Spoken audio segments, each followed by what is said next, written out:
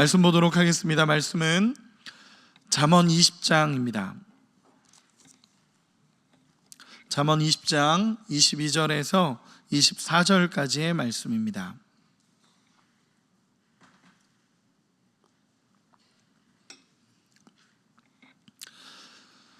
잠언 20장 22절부터 24절까지의 말씀입니다. 우리 같이 합독하도록 하겠습니다. 같이 읽겠습니다. 너는 악을 갚겠다 말하지 말고 여호와를 기다리라. 그가 너를 구원하시리라. 한결같지 않은 저울추는 여호와께서 미워하시는 것이요 속이는 저울은 좋지 못한 것이니라. 사람의 걸음은 여호와로 말미암나니 사람이 어찌 자기의 길을 알 수 있으랴. 아멘. 말씀을 나누도록 하겠습니다. 저는 어린 시절에 잠언 말씀을 저희 부모님과 참 많이 읽었었습니다. 계속적으로 매달 이렇게 잠언 말씀을 읽으면서 사실 참 많은 은혜가 있었습니다. 그런데 잠언 말씀이 다 기억에 남는 것은 아니지만 딱 한 가지가 기억에 남는다면 여호와를 경외하는 것이 지혜의 근본이다라는 그 말씀이 그 잠언을 읽으면서 마음속에 깊게 새겨졌었습니다. 여러분, 여호와를 경외하는 것이 지혜의 근본이고 거룩하신 자를 아는 것이 명철임을 믿고 따라갈 수 있는 은혜가 있기를 소망합니다. 오늘 본문은 하나님을 경외하는 지혜로운 사람들의 많은 모습 중에서 오늘 본문을 통해 두 가지를 살펴보고자 합니다. 첫 번째는 악을 갚지 말고 여호와를 기다리라는 그 말씀과 또 하나는 하나님이 우리의 길을 인도해 가시기에 여호와를 온전히 의지하라라는 말씀을 함께 나누고 싶습니다. 잠언 20장 22절 오늘 본문에 보면 이렇게 기록을 합니다. 너는 악을 갚겠다 말하지 말고 여호와를 기다리라. 그가 너를 구원하시리라. 아멘. 혹시 우리가 살아가면서 정말 어떤 사람을 용서하지 못하거나 어떤 사람에게 분노를 쏟아낼 것 같은 시간들을 경험해 보신 적이 있으십니까? 많은 분들이 경험했을 거라고 생각을 합니다. 작든 크든 나에게 뭔가를 해를 끼치고 나에게 뭔가 안 좋은 일을 했을 때 우리는 그것을 내 힘으로 무언가를 해결하고 싶어 합니다. 이런 어려움들이 내 안에 찾아왔을 때 그 사람에게 내 힘을 발휘하고 싶고 내 영향력을 발휘해서라도 이 모든 것을 해결하고 싶어 하는 게 인간의 본성이 아니겠습니까? 그런데 오늘 본문에 보면 너는 악을 갚겠다 말하지 말고 여호와를 오히려 기다리라. 그가 갚으실 거다라고 말씀하시는 본문입니다. 참 쉽지 않은 이야기입니다. 우리가 살아가면서 때로는 우리 안에 이렇게 정말 어렵게 하는 사람들을 만나게 되고 힘들게 하는 사람들을 만나게 되면 내 힘으로 무언가를 해결하고 싶고 내 힘으로 무언가를 해결해야 된다라고 생각하는 경우가 참 많습니다.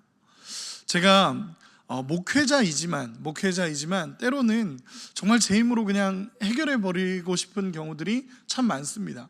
진짜로 힘으로도 이길 수 있을 것 같은 그런 마음이라 다 해결하고 싶습니다. 제가 예전에 있던 교회에서 두 집사님이 싸우신 적이 있었습니다. 그렇게 해서 제가 중재를 이렇게 했었는데 그 중에 한 집사님께서 막 싸우시다가 참으시면서 그러면서 참으시면서 한마디를 던졌는데 그 말이 뭐였냐면 너 내가 예수 안 믿었으면 죽었어 라고 하시더라고요. 그 말은 안 하는 게 낫는 말입니다. 왜냐하면 그건 이미 쏟아낸 겁니다. 이미 화를 쏟아내는 말이고 참은 말이 아닙니다. 그런데 오늘 본문에서는 여호와를 기다리라. 너가 스스로 악을 갚지 말고 여호와를 기다리라 라고 이야기하고 있습니다. 저는 이 말이 어려워서 이 원문을 찾아봤더니 히브리어 카와라는 단어를 사용합니다. 이 단어는 뭐냐면 그냥 단순히 기다리다 라는 표현이 아니라 조금 더 적극적으로 소망하다, 기대하다, 바라다 라는 의미까지도 같습니다. 즉 오늘 본문을 보면 너는 악을 갚겠다 하지 말고 여호와를 기다리라 라는 이 기다리라는 표현은 뭔가 수동적인 것 같은데 원문을 보면 소망하라라고 표현을 합니다. 즉 악을 갚겠다 말하지 말고 여호와께 소망을 두라라는 것입니다. 우리에게 어려운 일이 찾아왔을 때 그냥 버티고 기다리는 게 아니라 여호와께 소망을 두고 그가 해결하실 것을 믿음으로 바라보라라는 말씀입니다. 이 말씀대로 살아온 사람이 성경에서 있죠. 누구냐면 다윗이라고 생각이 됩니다. 여러분, 다윗은 30세에 헤브론에서 왕이 됩니다. 그런데 왕으로 기름 부음 받았던 것은요 15세에 기름 부음을 받습니다. 그렇기 때문에 15세에 기름 부음을 받았는데 실제적으로 왕이 된 건 30세입니다. 그 15년의 공백 동안 다윗은 어떤 일을 겪었냐면 사울이라는 왕으로부터 쫓겨다니기 시작합니다. 사울이 다윗을 죽이려고 했고 그 다윗을 죽임으로 인해서 자기의 왕권을 더 확실하게 하려고 했습니다. 그러다 보니까 다윗은 수없이 도망 다녔습니다. 계속 도망 다녔고 좀 버틸만 하면 또 이 사울이 찾아왔고 사울의 군대가 찾아와서 자기를 죽이려고 하니까 수없이 도망 다녔습니다. 물론 사람들이 모이긴 했지만 처참하고 비참한 삶이었습니다. 실제로 다윗은 하나님 앞에 한 번도 하나님 저 왕 시켜주세요 라고 말한 적이 없습니다. 단 한 번도 하나님 저 왕 시켜주세요, 왕 시켜주면 잘할 거예요 라고 말한 적이 없습니다. 하나님이 다윗을 보고 선택하셨고 하나님이 기름 부음을 하셨습니다. 그런데도 불구하고 자기 의지가 아니었음에도 불구하고 기름 부음을 받았고 그리고 15년이라는 시간 동안 사울이라는 사람을 통해 엄청난 고난을 겪게 됩니다.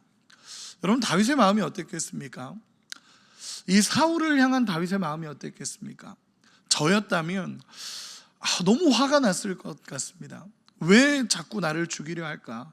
왜 나를 죽이려 하고 나를 왜 괴롭힐까라는 고민이 계속 있었을 겁니다. 그러던 중에 다윗은 사울을 죽일 수 있는 확실한 기회를 잡습니다. 엔게디 광야에서 굴 속에 다윗과 수많은 사람들이 있었는데 사울 왕이, 자신을 죽이려 했던 사울 왕이 볼일 용변을 보러 그 굴 안으로 들어온 겁니다. 사람들이 막 다윗에게 이야기를 합니다. 이제 죽일 기회가 왔다고. 이건 하나님이 주신 완벽한 찬스고 그렇게 그동안 괴롭혔고 그동안 그렇게 힘들게 했으니까 이제 죽일 수 있다라고 사람들이 이야기를 합니다. 그런데 다윗은 그 사울 왕을 향해서 손끝 하나 대지 않습니다. 저 같으면 너무 화가 나고 야, 이거는 진짜 하나님이 주신 기회다, 내 어려움을 하나님이 극복하게 하기 위해서 나에게 주신 기회다라고 생각했을 것 같은데 다윗은 그렇게 생각하지 않습니다. 그러면서 사울을 죽이지 않습니다. 이유는 딱 하나입니다. 사울을 세우신 분이 하나님이시기 때문에 그렇습니다. 사울을 세우신 분이 하나님이시기 때문에 사울을 용서해서 사울을 엄청나게 그를 이해해서가 아니라 사울을 세워주신 분이 하나님이심을 알기에 다윗은 그에게 손끝 하나 대지 않습니다. 시편 57편에 보면 다윗이 그 굴에 있을 때 쓴 시가 나옵니다. 그 시에 이렇게 기록을 합니다. 3절인데 우리말 성경으로 보면 이렇게 기록을 합니다. 그분이 하늘로부터 나를 구원하시고 나를 삼키려는 사람들을 꾸짖으실 것입니다. 하나님께서 그의 신실하신 사랑과 그의 진리를 보내실 것입니다. 아멘. 다윗은 하나님이 꾸짖으시고 하나님이 책망하실 것이라는 것을 믿고 있습니다. 그렇기 때문에 자신의 손으로 복수하려고 하지도 않고 자신의 손으로 해하려고 하지 않습니다. 왜냐하면 하나님을 신뢰하기 때문에 그렇습니다. 여러분, 여호와를 경외하는 자의 모습이 이렇습니다.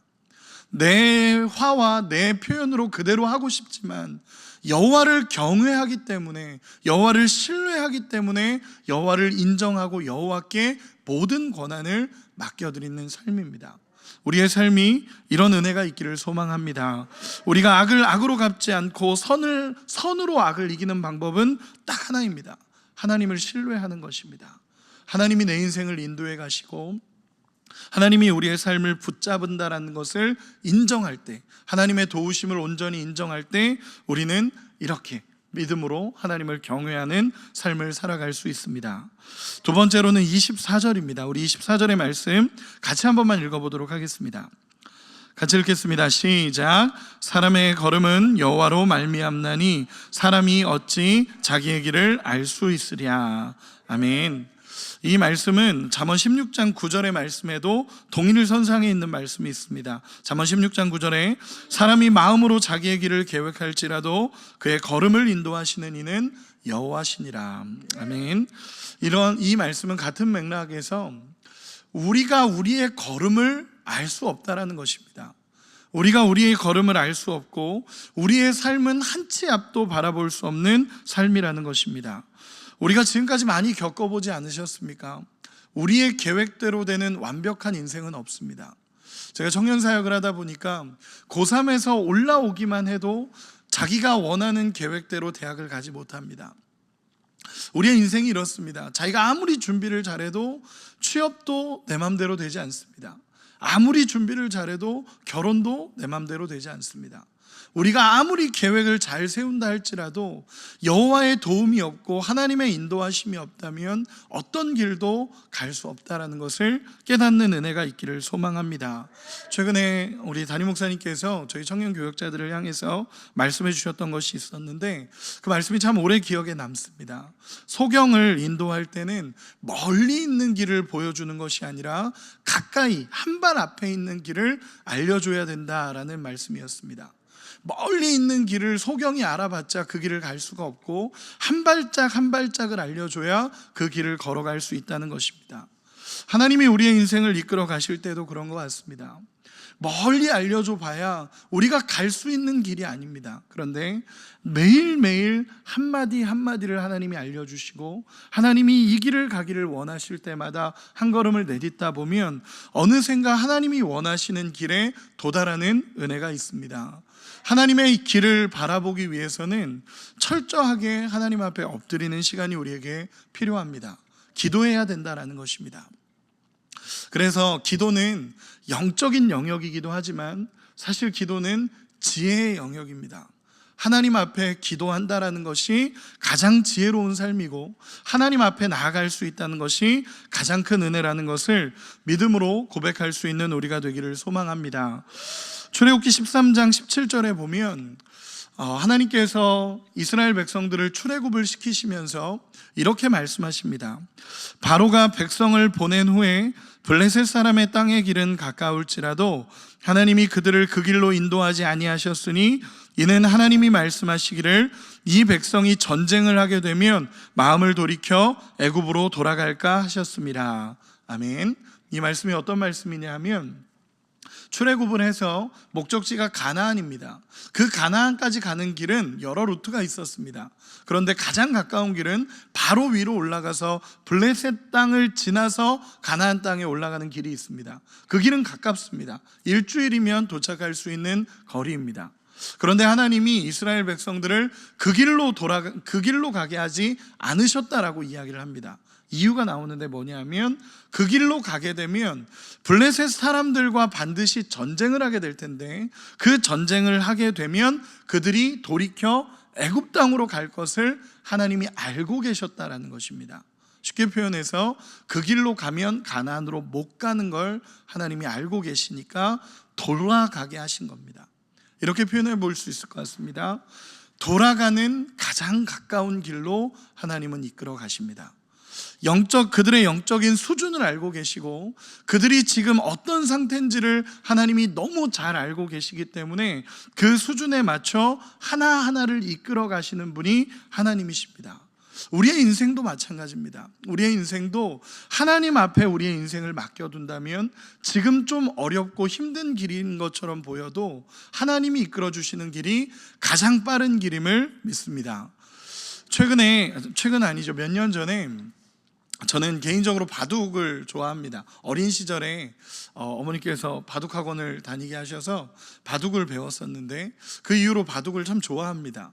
그래서 한 번씩 이렇게 바둑 보기도 하고 그렇게 하는데 몇 년 전에 굉장히 바둑계에는 큰 이슈가 있었습니다. 그게 뭐였냐면 이세돌 구단과 알파고가 이렇게 경기를 한 게 있었습니다. 총 5판을 뒀죠.